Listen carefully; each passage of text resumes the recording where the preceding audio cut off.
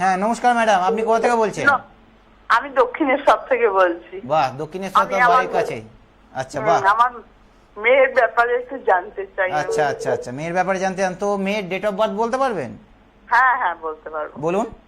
হ্যাঁ 1979 সালে, হ্যাঁ 1979। পয়লা মে আচ্ছা আচ্ছা, রাত্রির না এখন বলার দরকার নেই, না 1:45। এখন বলার দরকার নেই।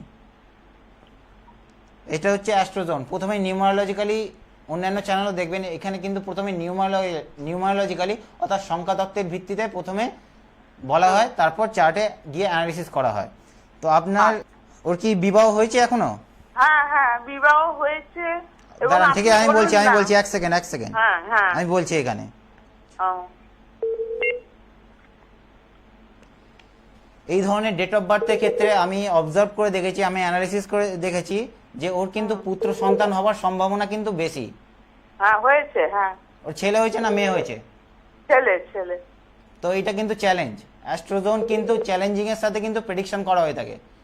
হ্যাঁ অন্যান্য যে কোনো চ্যানেল দেখবেন, এখানে আমি জোর গলায় বলছি, নিজের ব্যাপারে প্রশংসা করছি না, এটা এখান থেকে কিন্তু বলে দেওয়া কিন্তু সম্ভব। যদিও বা মেডিকেল সায়েন্সে এগুলো কিন্তু বলা চলে না, কিন্তু নিউমারোলজিক্যালি কিন্তু বলে দেওয়া কিন্তু সম্ভব আছে।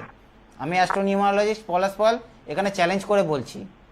ঠিক আছে, এই যে দেখতে পাচ্ছেন এখানে এখানে এখানে এখানে যে অ্যাস্ট্রো, এখানে যে লসু গ্রিড আছে, এর মাধ্যমে কিন্তু আমি বলে থাকি ওর মধ্যে সেই এলিমেন্টসটা কিন্তু প্রেজেন্ট আছে, সেই কারণে কিন্তু পুত্র সন্তানের জন্ম দিতে পেরেছে।